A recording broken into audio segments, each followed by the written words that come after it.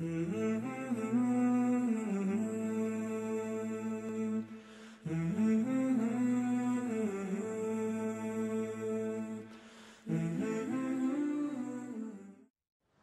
you imagine being tested? You can't imagine. No exaggeration. You know, a few years ago I was in Gaza, in Palestine, Gaza, and this was after the bombing, and we met a man. This man, he had 6 daughters. 6 daughters. And the bomb hit his house. Everybody became unconscious. And the father says, I woke up and I was looking for my daughters. Out of those 6 daughters, 5 died. He said, I removed the rubble. He said, my eldest daughter was very loved in the area. She was a very loving person. Every night she would go to sleep with her arms around her 2 younger sisters. Every night. And he said, when we removed the rubble and we found their bodies, I found them in exactly the same situation, exactly same position. She had her arms around her 2 younger sisters. And the brothers who were there began to cry. And the father who had lost the children came up, he stood up and he began to console the brothers. He said, don't cry, for they are by Allah in Jannah. For them in Jannah. You know, sometimes we look at our trials and tribulations and we think we're having it rough. We're having it tough. The truth is, if you look at other people, and this is the sunnah of the Prophet ﷺ, he said, look at those who are below you in the dunya and you will remain happy. Look how many people today in the world don't know where their next meal is coming from. Look how many people in the dunya today. I have my own nephew, my eldest brother's son.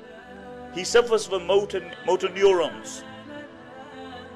His condition is such that he can't move his arms, he can't move his legs, he can't move any limb in his body. And his state is deteriorating.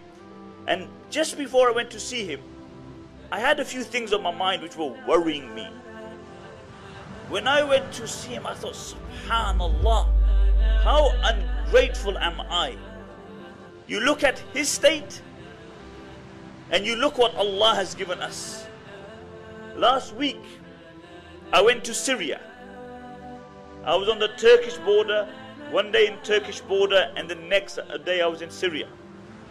I went to a camp. It was freezing. It was colder than the UK. The weather temperature was minus. And I went to this camp. There are 10,000 people living in tents. Over 20% of those children I saw with my own eyes were walking around with slippers. Can you imagine? No hot water. I had to pray 1 salah there. And I had to do wudu. And then we still complain that we ain't got enough. We still don't do the shukr of Allah subhanahu wa ta'ala. And this is why the Prophet ﷺ said, in the dunya, compare yourself with those below you and you will be happy. Because if you compare yourself with those who are more than you, then you will never be happy. What will happen is that you will be on Prozac. You will suffer from depression because people will always have more dunya than you. And the Prophet ﷺ said, لو كان لابن آدم واديان من ذهب لأبتغى ثالثا. If man had 2 valleys of gold, he would desire a third. He would want a third. 2 is not enough. And then the Prophet ﷺ said, the only thing which will satiate man is the dust in the grave. When he's put in the grave, then only will he be satiated. Then only will his desires stop. And this is life, my dear respected brothers and sisters. Life is short. Go to the graveyard. Look at the dates on the tombstone. As soon as we came out of the airport, we passed the graveyard. Look at the dates. 1850, 1900. You realize that these people spent more time under the grave, under the ground and above it. And that's my and your reality. That is man's reality. That we come into the dunya. Nobody chose to come in the dunya. Did you choose to come in the dunya? You didn't choose. It happened. And the day will come that you will leave this dunya, and you will not choose the time that you want to go. There's no visa that you apply for. My time, I want to go now to Jannah. No visa. It comes. And it comes all of a sudden. And you leave the dunya involuntarily. You came involuntarily. You leave the dunya involuntarily. So what makes you think that you have any right over the period in between?